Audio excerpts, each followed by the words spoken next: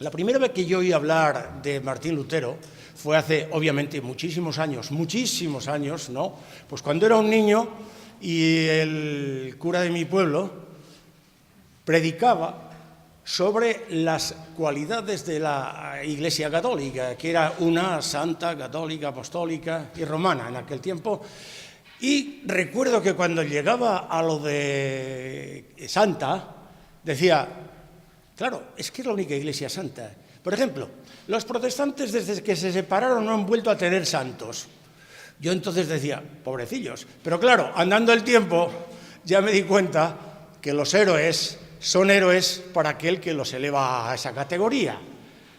Y en ese sermón, que por cierto repetía todos los años, porque ustedes se acordarán que antaño los curas pues seguían unos manuales, en ese sermón tronaba contra Lutero todo lo habido y por haber.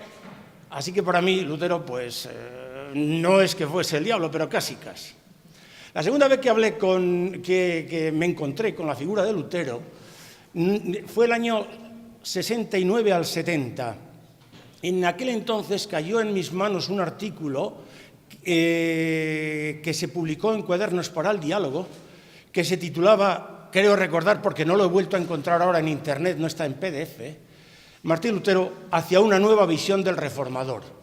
Y en este caso concreto estaba escrito por un cura católico que estaba en Alemania con los emigrantes. En este caso, pues claro, recuperaba la figura de Lutero y decía que, bueno, que al fin y al cabo que las cosas no son blancas ni negras, que depende del color con que se miren y que había tenido muchos aciertos y, por supuesto, que había tenido también muchos errores. La tercera, avanzando el tiempo, fue cuando hace cosa de unos 10 años, allá en Roma, sabiendo un monseñor que a mí me interesaba la figura de Lutero, me dijo, mira, te voy a llevar a que conozcas el crucifijo ante el que rezaba Lutero. Y me llevó a la iglesia de Santa María del Popolo, que probablemente todo el mundo conoce, donde efectivamente hay un crucifijo que estaba ya en la época de Lutero.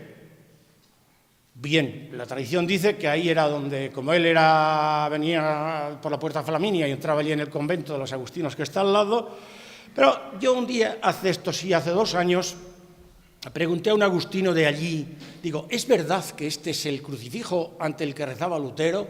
Y me dijo, eso dice la tradición, solamente que no está, ahora está puesto en una capilla, no está en la misma capilla donde estaba.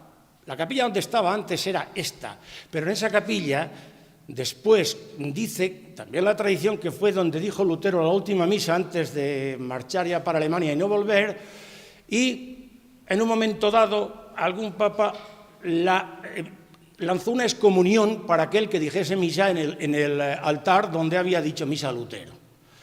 Claro, yo decía, bueno, una figura de estas es una figura, desde mi punto de vista, importantísima. No es ni blanca ni negra como todas. Pero después, segundo acto, por decirlo de alguna manera, también quería llamar la atención sobre alguna cosa. Cuando uno va por ahí, todo el mundo hemos andado por ahí y todo el mundo andamos por ahí, te preguntan, ¿y de dónde es usted? Y dices tú, de Valladolid. Y entonces, claro, tienes que empezar a dar las coordenadas.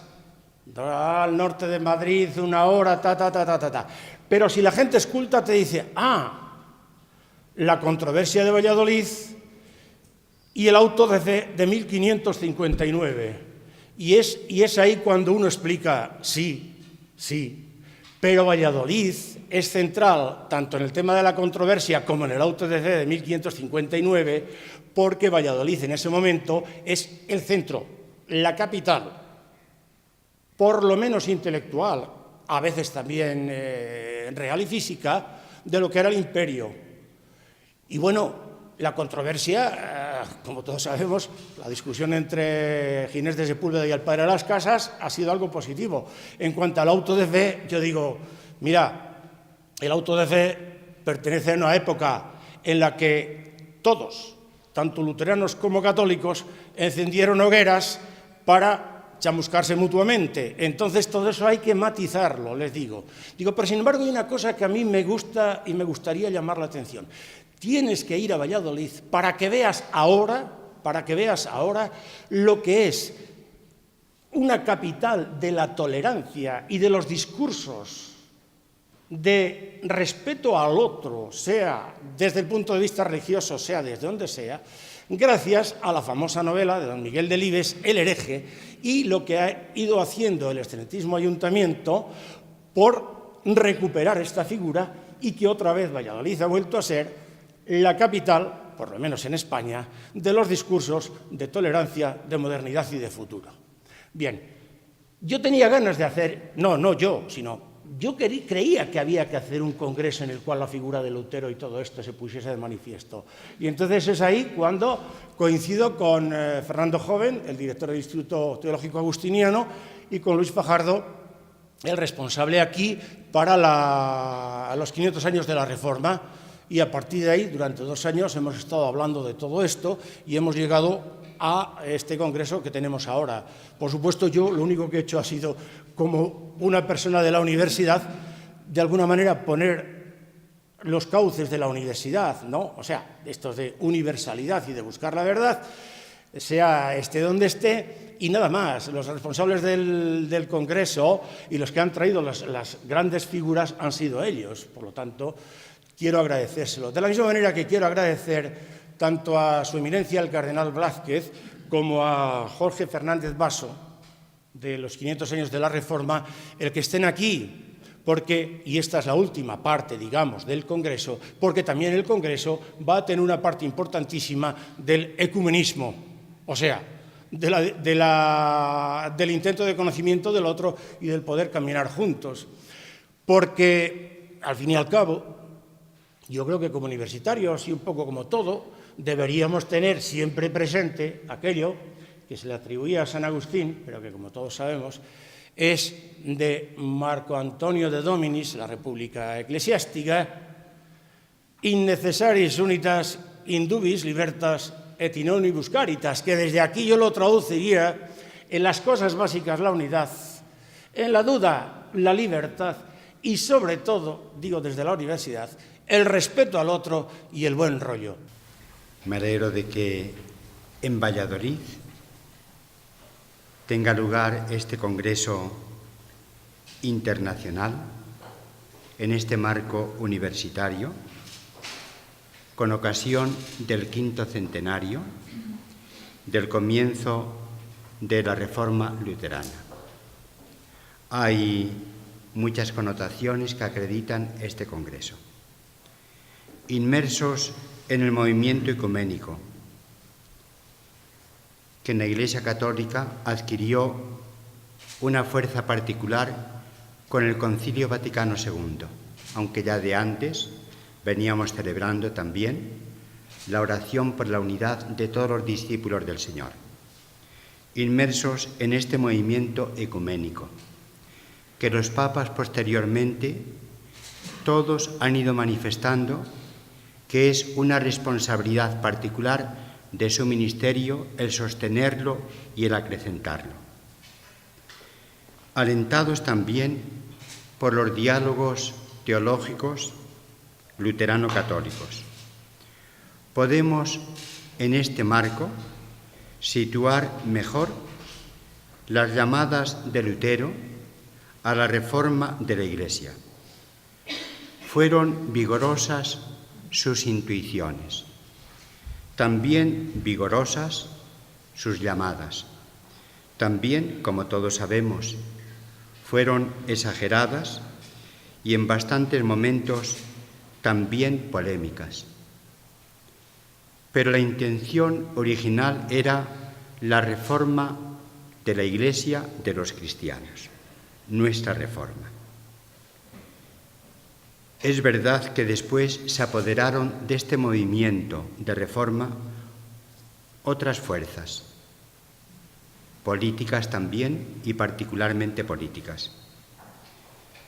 De modo que la intuición original, por una parte porque muchos hicieron oídos sordos a esta llamada, también porque el movimiento reformista tuvo unos cauces que Lutero no intentaba, inicialmente no intentaba.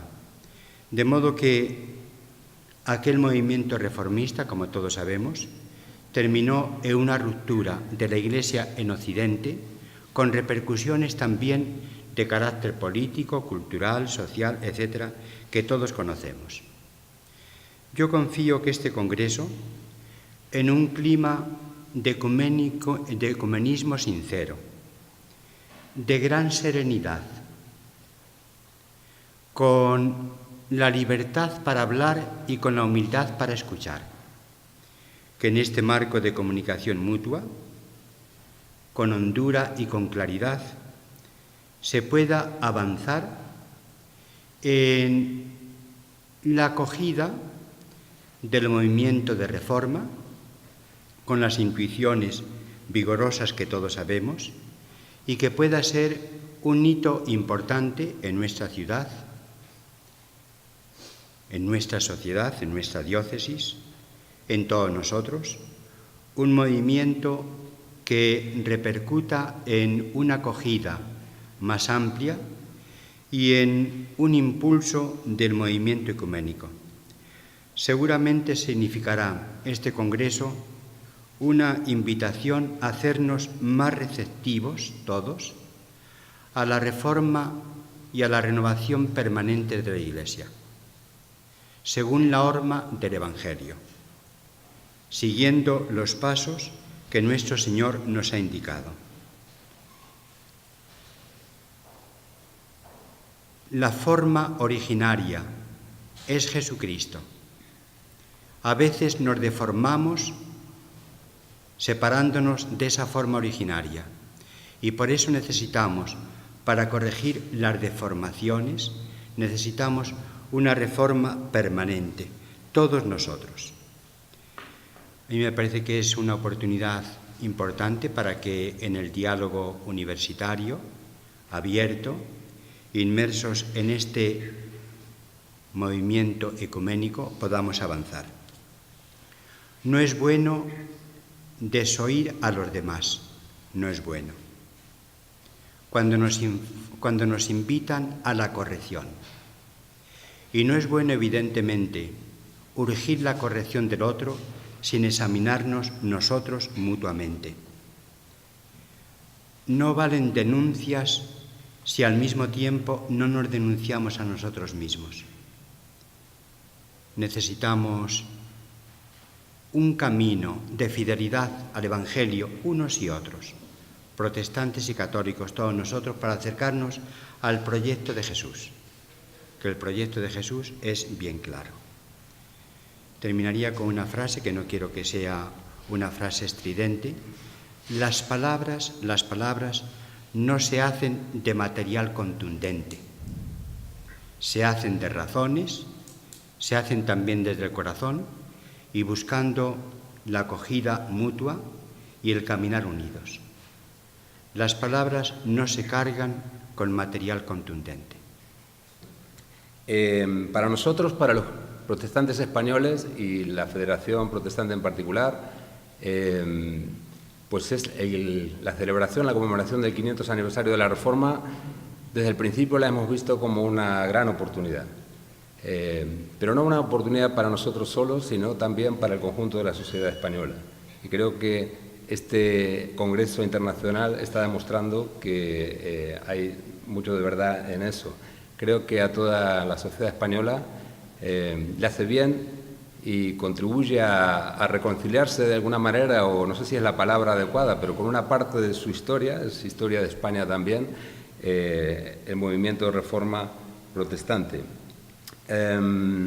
Yo tuve la oportunidad, el privilegio de estar en Wittenberg el año pasado y comprobar de primera mano cómo en Alemania pues, esta efeméride se está celebrando de una forma muy importante.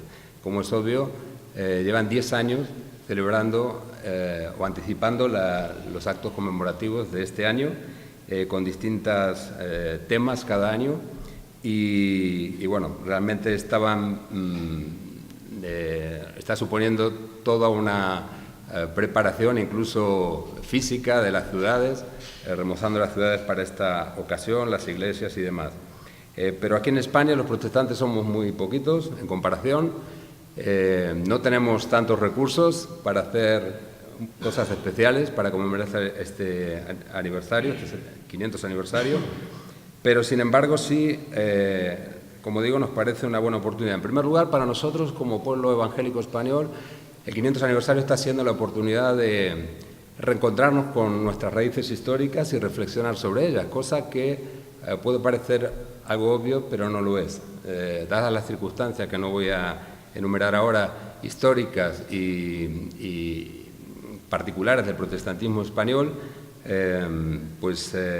esta reflexión sobre nuestra historia, este reencontrarnos con nuestra historia de 500 años, pues resulta muy oportuna y pertinente. Pero también, como decía, nos parece que es una oportunidad, y nos ha parecido así en todos los actos que hemos preparado, para divulgar no solamente la dimensión religiosa y teológica de la reforma, del movimiento de reforma protestante, sino también una dimensión poco conocida y que a España también de alguna manera ha afectado a la cultura, a las artes. Algunos, incluso evangélicos, nos enteramos hace poco con relación a estos actos.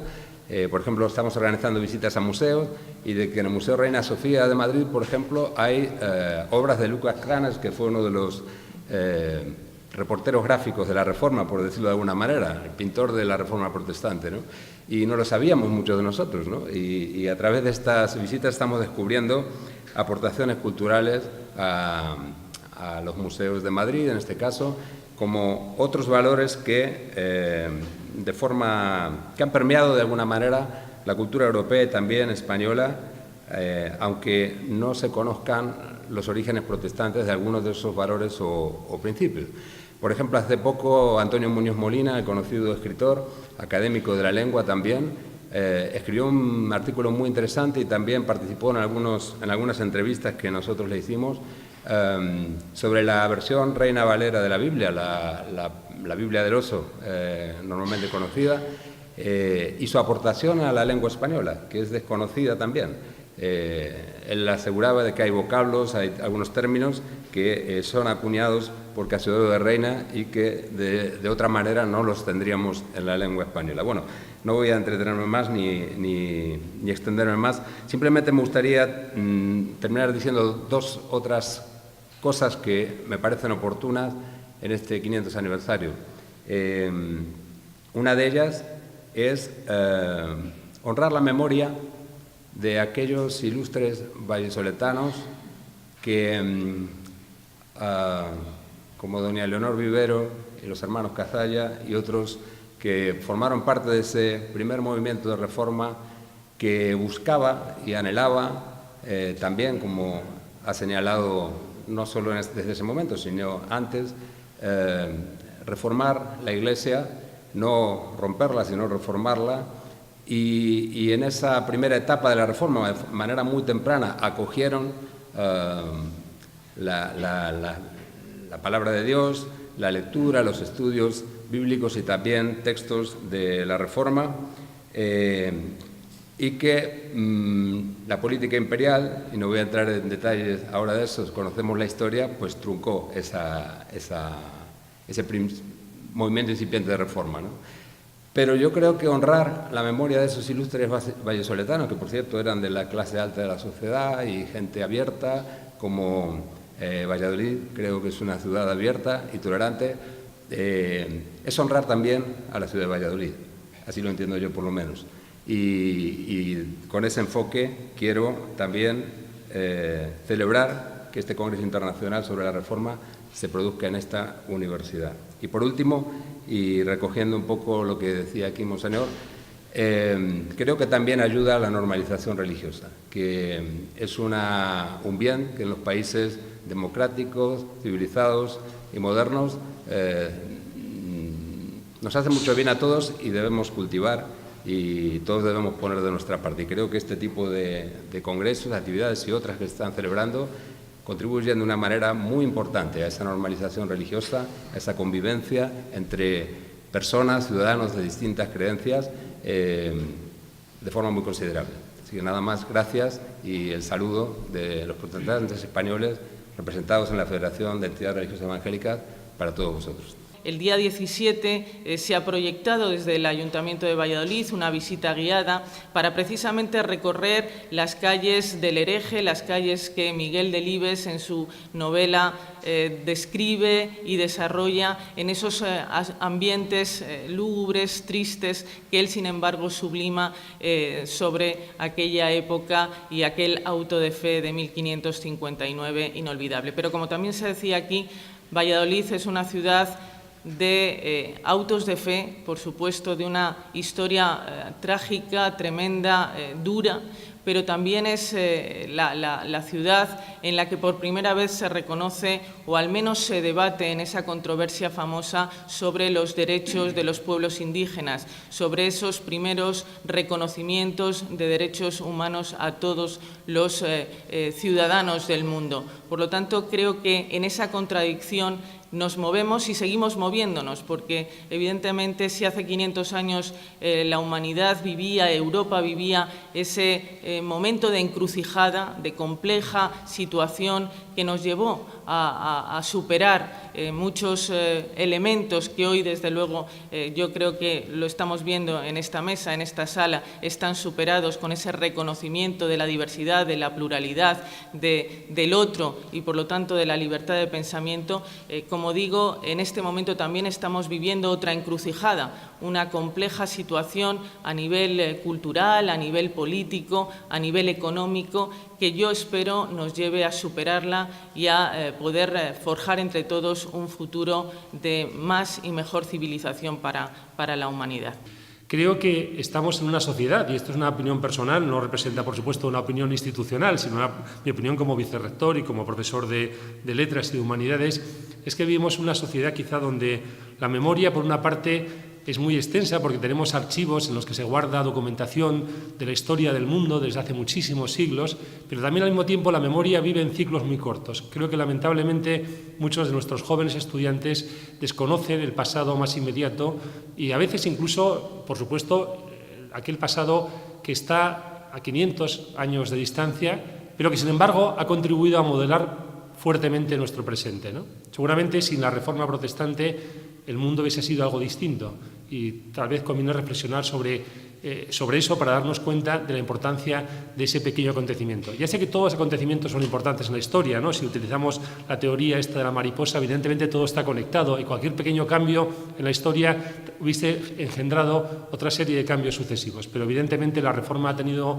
una repercusión inmensa en el pensamiento religioso, pero también en la cultura, en el pensamiento en general de la humanidad y en todo el propio devenir del ser humano en el mundo desde hace 500 años. Creo que por eso es importante que desde aquí se reflexione sobre ello y también creo que es importante, y esto evidentemente este es un encuentro de personas interesadas en estos temas, de especialistas incluso diríamos, reconocido prestigio, que vienen de diferentes ámbitos a hablar sobre esta cuestión, ¿no?